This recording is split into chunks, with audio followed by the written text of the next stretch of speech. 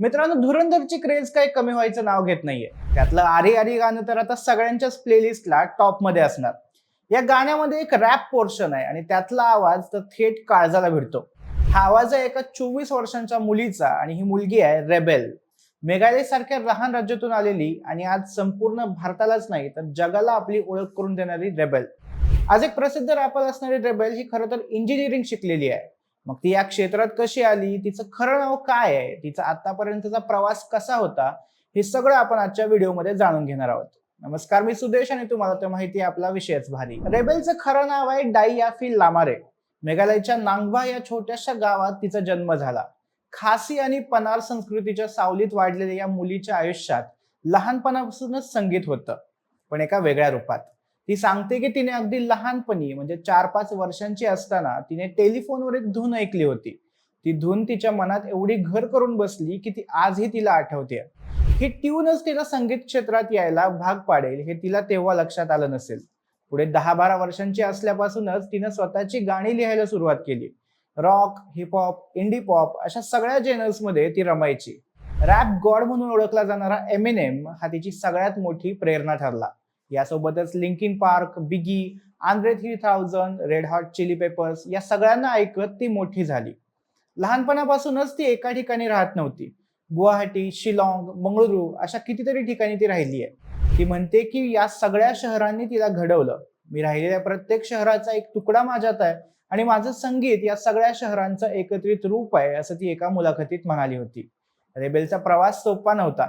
एकतर north east भागातून आलेली आणि त्यातही फिमेल रॅपर, या दोन्ही गोष्टी तिच्या करिअरमध्ये मोठं आव्हान होत्या. इंडियन हिपहॉप सीनमध्ये आधीच महिलांना कमी जागा मिळत होती आणि नॉर्थ ईस्ट वाल्यानंतर अजूनच कमी. पण रेबेलने हे चॅलेंज स्वीकारलं. फिमेल रॅपर्सना कितीतरी वेळा म्युझिक फेस्टिवलमध्ये केवळ जेंडर इक्वॅलिटी दाखवण्यासाठी म्हणून घेतात. म्हणजे आमच्याकडे मुली पण आहेत हे दाखवायला कुठल्याही महिला कलाकाराला लाईनअप मध्ये टाकायचं.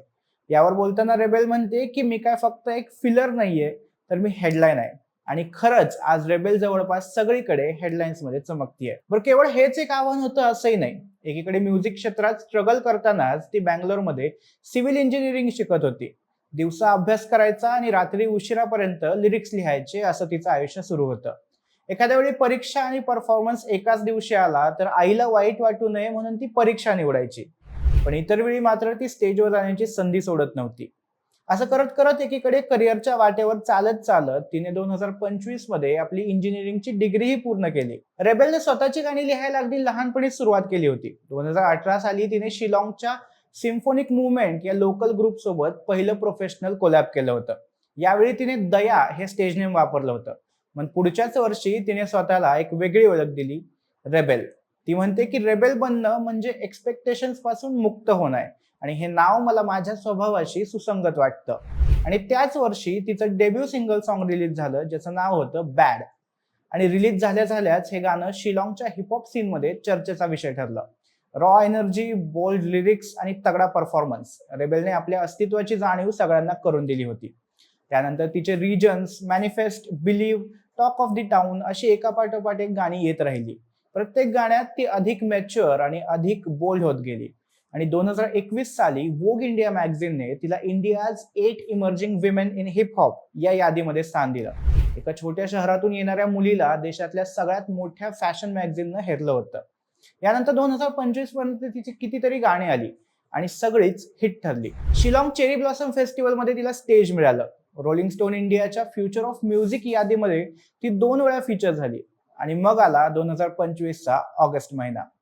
रेबेलसाठी एक नवीन संधी चालून आली होती, मल्याळम सिनेमाची. हा मूवी होता लोका चॅप्टर 1 चंद्रा, आतापर्यंतच्या इतिहासातील सगळ्यात जास्त कमाई केलेली मल्याळम मूवी. या मूवी मधला थनी लोका मुरक्कारी या टायटल सॉन्ग मध्येच रॅप पार्ट करण्यासाठी रेबेलला संधी मिळाली होती आणि रेबेलने या संधीचं सोनं केलं. रेबेलचं हे पहिलंच मेनस्ट्रीम फिल्म प्रोजेक्ट होतं. या गाण्यामुळे संपूर्ण साऊथने या नॉर्थ ईस्टच्या मुलीची दखल घेतली आणि तिला डोक्यावर घेतलं. पण अजूनही रेबेल पॅन इंडिया फेमस नव्हती झाली. मग त्याच वर्षीचा डिसेंबर महिना आला आणि आदित्य धरचा धुरंधर रिलीज झाला आणि run down the city, Monica हे गाणं देशभरात गाजू लागलं. खरं तर पहिल्या धुरंधरचा संपूर्ण अल्बमच एकदम क्लास होता आणि यातल्या 3 गाण्यांमध्ये रेबेलने आपली जादू दाखवली होती. एका रात्रीतच रेबेल ही संपूर्ण देशात गाजू लागली होती. या सगळ्यानंतर ही रेबेल अजूनही अगदी डाऊन टू अर्थ आहे. आपल्याला अजूनही खूप मोठं व्हायचंय असं ती हसत हसत सांगते. आपल्या गाण्यांबद्दल बोलताना ती म्हणते की मी कधीही थीम फोर्स करत नाही.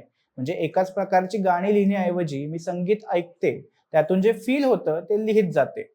लोकांशी कनेक्ट होण्याचं संगीत हे उत्तम माध्यम आहे असं ती म्हणते. मेघालयच्या एका छोट्या गावातून आलेली ही मुलगी आपल्या गावाबद्दल, आपल्या नॉर्थ ईस्ट इंडियाबद्दल अगदी अभिमानाने बोलते. टेलिफोनच्या एका ट्यूनने इन्स्पायर झालेल्या आणि अंडरग्राऊंड सीन पासून मेन स्ट्रीम पर्यंत पोहोचलेल्या रेबेलची कहाणी आपल्या सगळ्यांना हेच सांगते की स्वप्न मोठी असली आणि मेहनत प्रामाणिक असली की कोणत्याही आव्हानांना आरामात पार केलं जाऊ शकतं. लोका, धुरंधर ही तर फक्त सुरुवात आहे. इंडियन रॅपवर राज्य करायला आता रेबेल आली आहे. बाकी रेबेलचं कोणतं गाणं तुम्हाला जास्त आवडतं? तुम्ही तिला धुरंधर नंतर ऐकायला सुरुवात केली की धुरंधरच्या आधीपासून तुम्हाला ती माहिती होती? तुमची मतं आम्हाला कमेंटमध्ये नक्की सांगा. व्हिडिओ आवडला असेल तर लाईक आणि शेअर करा आणि विशेष भारीच्या YouTube चॅनलला सबस्क्राईब करायला विसरू नका. धन्यवाद.